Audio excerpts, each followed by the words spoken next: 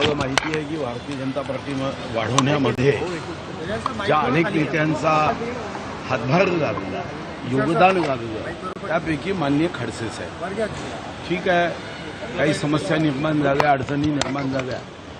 40 वर्ष त्यांनी भारतीय जनता पार्टीच्या विस्तारासाठी काम केलं.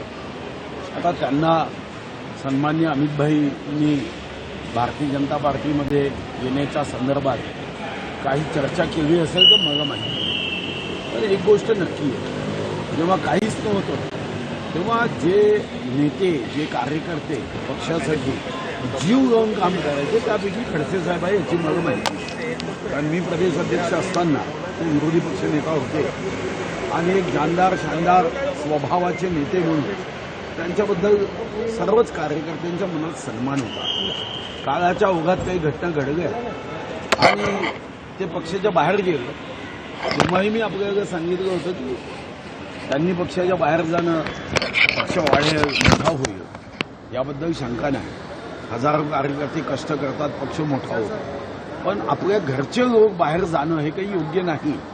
पण ठीक आहे, आता काही नवीन घडणार असेल तर मला माहिती. पक्षात आले तर स्वागत होईल मोठ्या मनाने. शेवटी हे माननीय राष्ट्रीय नेतृत्वाने ठरवायचं आहे. याबद्दल मी मत व्यक्त करणं हे योग्य नाही.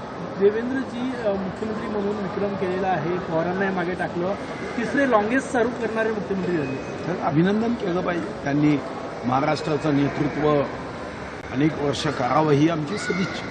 हो, बच्चू कडू वारंवार म्हणतात की एकनाथ शिंदे यांनी मुख्यमंत्री व्हावं, दिल्लीत देवेंद्रजींनी दिल्लीत जावं, असं का म्हणतात? कोण त्यांच्या मागे असं असं वाटतं? कोणी मागे नसतं, प्रेमापोटी प्रत्येकाला वाटतं. आता संजय राऊतांना बावनकुळे साहेबांबद्दल प्रेम आहे तर ते बावनकुळे साहेबांबद्दल बोलतात, कोणी एकनाथ शिंदे साहेबांच्याबद्दल बोलतात. तुम्ही जर सोशल मीडियामध्ये गेला तर आता कमीत कमी 20 ते 25 मुख्यमंत्र्याचे कॅन्डिडेट त्यांच्या प्रेम करणाऱ्या कार्यकर्त्यांनी निर्माण केले आहे. इच्छा असणं गैर थोडी आहे. म्हणजे आपण कोणी इच्छाच व्यक्त करू नये असं म्हणणं योग्य नाही आहे. बच्चू कडूंना वाटलं, त्यांनी नाव घेतलं म्हणून आता काय त्यांच्यावर राग करता का? उद्धवजींचं 18 जुलैला नागपुरात आंदोलन आहे, जे मंदिर निवडलं रामनगरचं, त्याचे देवेंद्रजी आजीवन सदस्य आहेत. त्याच मंदिरात त्यांचं दान चोरी विरोधातलं हे रामरक्षा पठणाने आंदोलन होणार आहे. मंदिराचे कोणी आजीवन सदस्य नाही, जीवनच प्रभू राम देतो. आणि मंदिर हे कोण्या पक्षाचं नाही, कोण्या व्यक्तीचं नाही, कोण्या जातीचं नाही, धर्माचं नाही. त्या मंदिरात कोणी येऊ शकतं. आता देवेंद्रजी त्या मंदिराचे विश्वस्त असतील म्हणून आता उद्धवजी येऊ नये असं तुम्हाला वाटतं का? चांगली गोष्ट आहे. प्रभू रामाचं नाव उद्धवजींनी घ्यावं, प्रभू रामाचं नाव सोनियाजींनी घ्यावं, प्रभू रामाचं नाव राहुल गांधींनी घ्यावं. राम तो सबका है. प्रभू रामाच्या नावाने मला वाटतं की प्रत्येकाचं जीवन हे निश्चितपणे आनंदी, सुखी, समाधानी होतं. यामध्ये कुठं पक्ष आहे काय? प्रभू राम भाजपचा आहे का? मला नाही वाटत. प्रभू राम या देशाची आस्था आहे, देशाची अस्मिता आहे, हे देशाचा श्वास आहे, देशाचा प्राण आहे. तुम्ही कोणत्याही जाती धर्माचे असू द्या, प्रभू रामाचं नाव घेण्याचा अधिकार आहे आणि प्रत्येक मंदिरात जाण्याचा अधिकार. भाऊ, वारकऱ्यांनी पुन्हा वारकऱ्यांना ट्रकने उडवल्याची घटना घडली. वारंवार अशा घटना दरवर्षी घडत असतात का? काळजी घेतली पाहिजे.